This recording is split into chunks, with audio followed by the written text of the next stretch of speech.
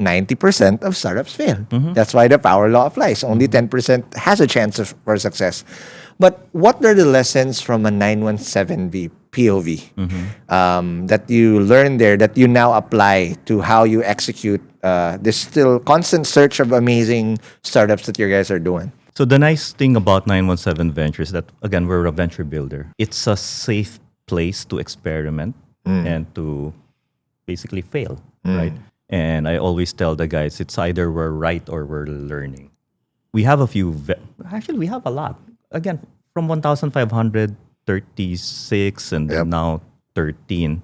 Some, and we've also shut down portfolio companies. Yep. Okay, and we're not afraid to shut down portfolio companies. So what are the learnings? Number one, timing. Yes. I'll give you an example.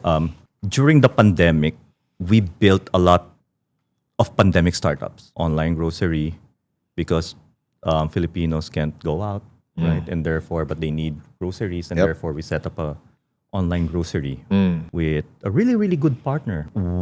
The nice thing about that partner is that that partner also gives us the signal, right? That, hey, the market is shifting. When they say that the market is shifting, of course we ask, like, what do you mean?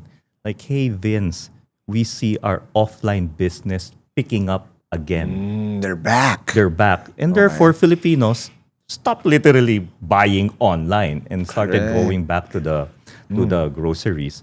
And that advice basically, of course I'm going to listen. We are going to listen to them, right? They're one of the largest, if not the largest, right?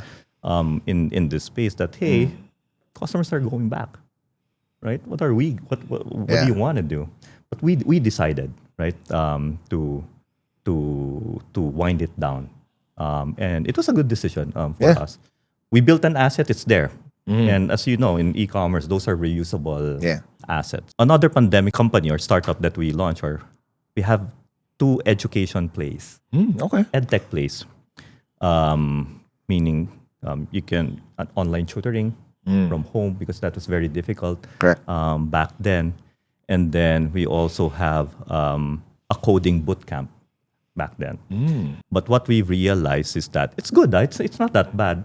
But we just don't have the right to play, right? To scale it. When I say right to play, we're not known as an educational institution. Why am I gonna study in a Globe-owned subsidiary? Correct.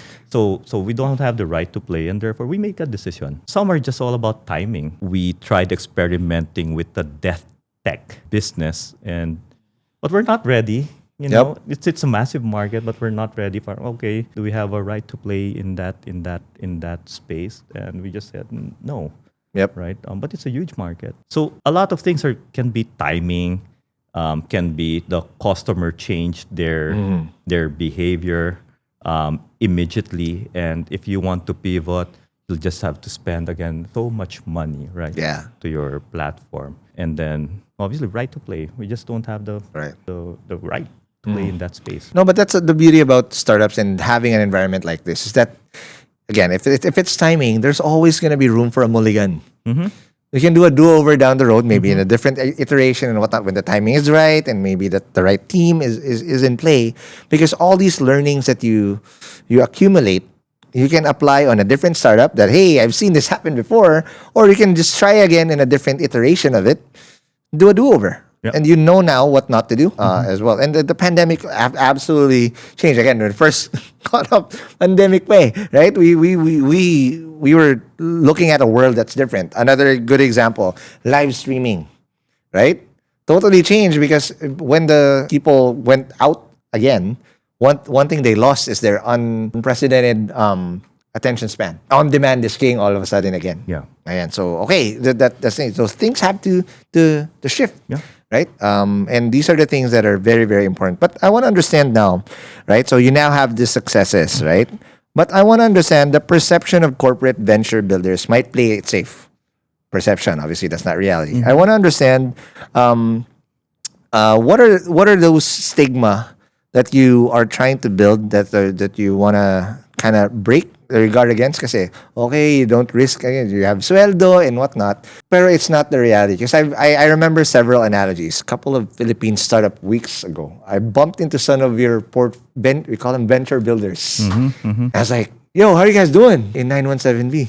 Bro, we're super exhausted. It's like, man, okay, so you're just like us too. Right? Na talagang they really hustle hard. That's the requirement. And that's the stigma that we're trying to break now. Okay. It's still founder like hustle that you're going to have to go through, but what should people expect if they want to work in a 917V environment? Yes, our venture builders or EIRs, they hustle. Yep. And obviously the compensation is very different from a typical founder. Yep. A founder gets equity, they're rewarded through compensation. What you're saying is that are they all in, right? As employees, unlike a founder, we're in basically life or death, right? Yep. Wherein you're literally all in your savings, you draw from your savings account. So we're all broke. Etc. Right? It's a challenge, right? It's really a challenge. I don't think you can teach hunger. You cannot, right?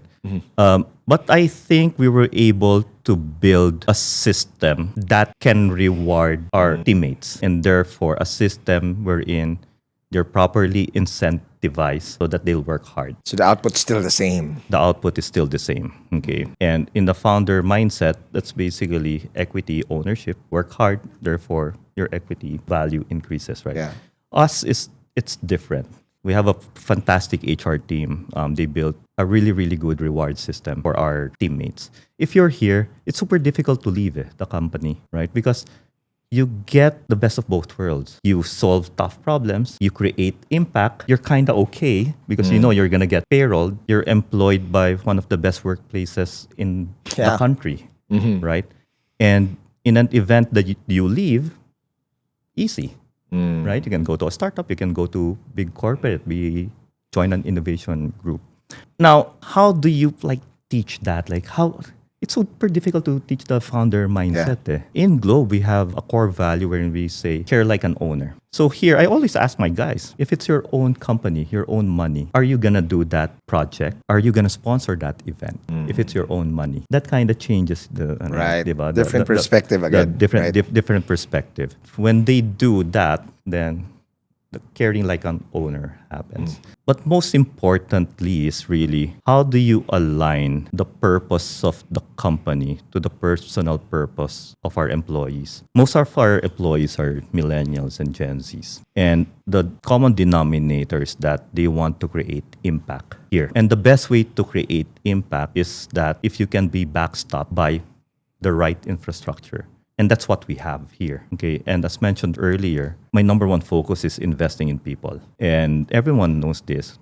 I cut budgets across, but I don't cut budget on people development.